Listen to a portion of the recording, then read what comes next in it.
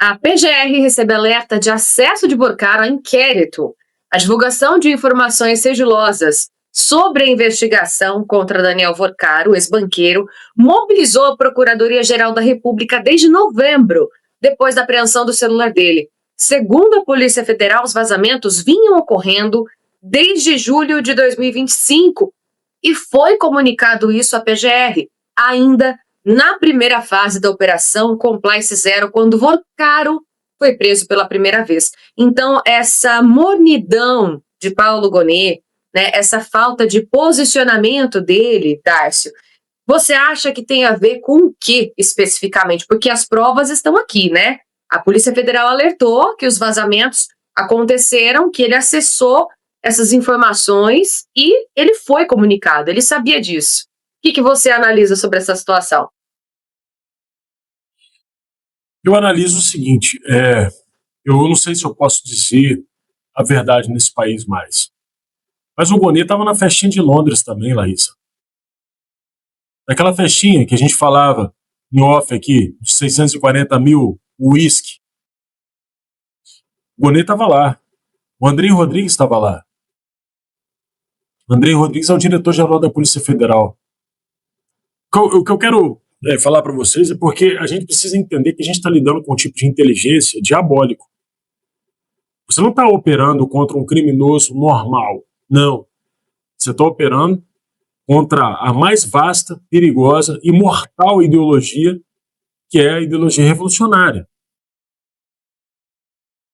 Essas pessoas operaram um sistema gigante de fraude, com agentes do Estado envolvidos, e nesse momento, um vazamento, por exemplo, sobre diálogos, como os que aconteciam entre o Porcaro e sua noiva, ser utilizado para tentar brecar essa investigação é algo possível e interessante, na visão deles.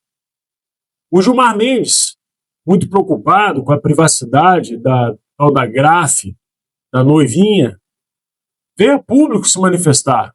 Muito grave esses vazamentos, afinal de contas, coitada da privacidade da mocinha com seu criminoso. Agora perceba, a preocupação dele não é com a mulher nem com a privacidade dela. Porque a gente está lidando com uma quadrilha que trazia meninas da Rússia, da Ucrânia, de qualquer lugar. Ninguém sabe qual é o status migratório dessas meninas, como é que elas entraram aqui, se tinha menores de idade. Festa com 300 prostitutas. Quem são essas meninas? Tinha bebida? Tinha droga? Elas eram exploradas de que jeito? Alguém sabe o rosto dessas meninas, a vida delas? Não sabe, né? Ah, não, Gilmar Mendes não vai fazer manifestação pública sobre isso, não. Tráfico de pessoas? Não, tudo bem.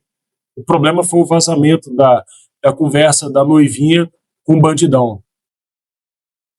Portanto, perceba, quem me garante que esses vazamentos, que todas essas questões não partiram deles próprios? Para criar subterfúgio para poder colocar um chiclete nessa engrenagem da fiscalização, da investigação. Porque desde que o André Mendonça assumiu esse caso, a investigação segue em curso, sem a interferência, inclusive, dos superiores hierárquicos daqueles que estão, nesse momento, executando a investigação.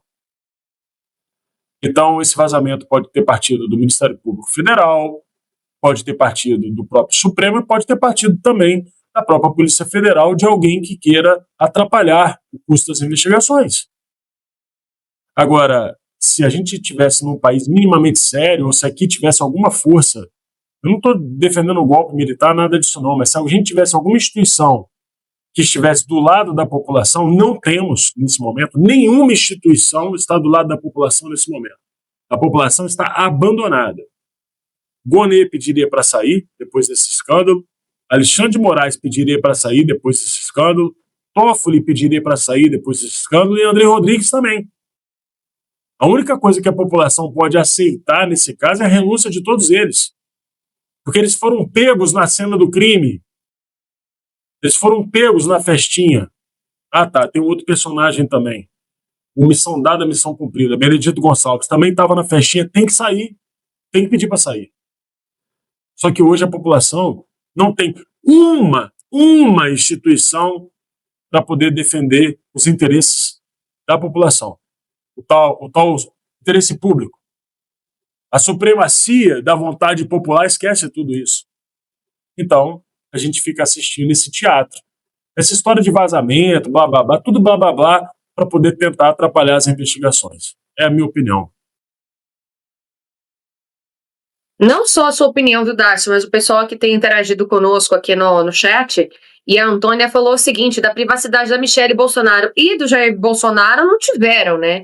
Então, é sempre assim, né? Eles só tomam cuidado com as mensagens deles, né? O que diz respeito ao privilégio deles, o que o abuso de poder que eles têm hoje nas mãos consegue protegê-los de alguma forma, não é mesmo? E até do Douglas eu gostaria de ouvir também a respeito dessa pauta, porque esses vazamentos que ocorreram desde julho de 2025 e a PGR já sabia disso, mas deixa claro que realmente o Gonê já está envolvido, mais que envolvido também. Foi como o Darcy falou, ele estava na festinha lá em Londres, tomando uísque, né, com todo mundo.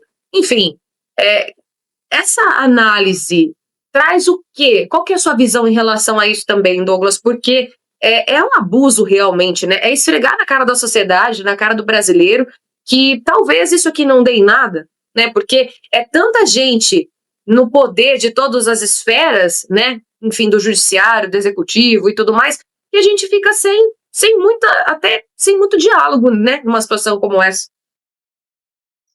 Esquilaja, acima de qualquer outra coisa, os escândalos do Banco Master, eles mostram, porque não é apenas um escândalo, são vários escândalos.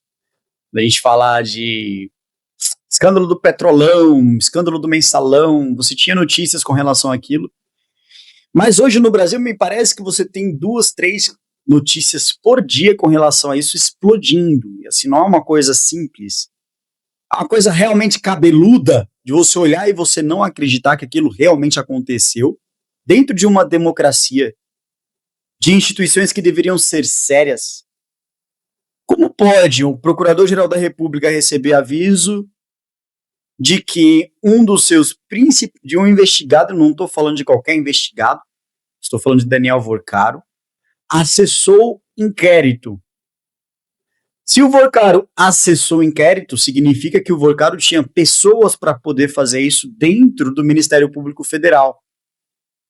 E o Vorcaro é uma pessoa que todo mundo sabe que possui vários tentáculos dentro do Congresso.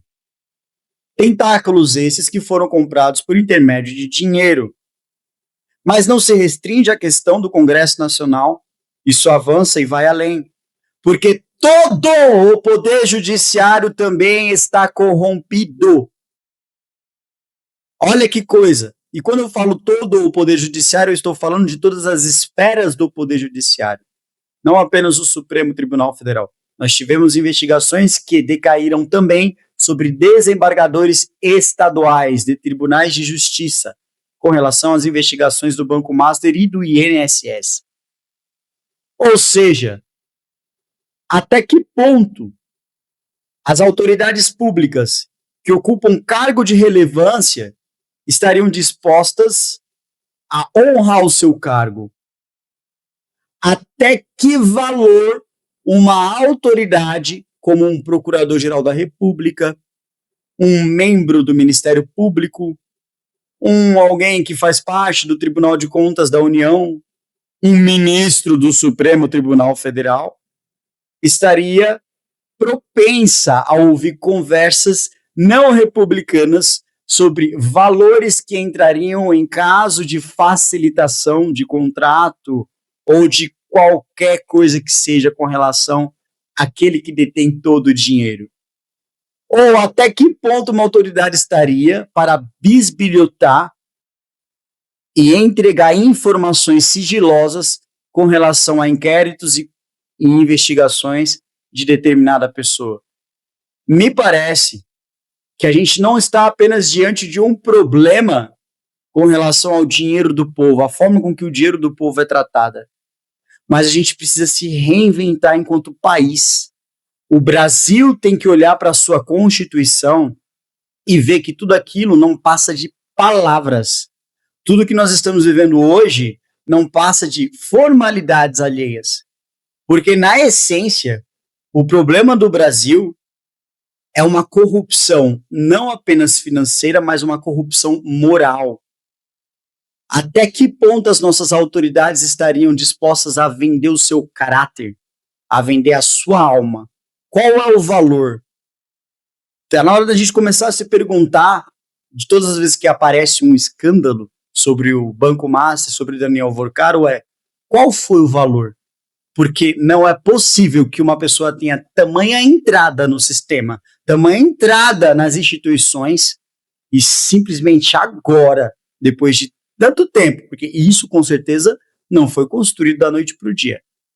Depois de tanto tempo, bastou apenas uma maré para que a gente veja o tsunami que chegou no nosso Brasil, o tsunami de corrupção que chegou no nosso Brasil. Laísa.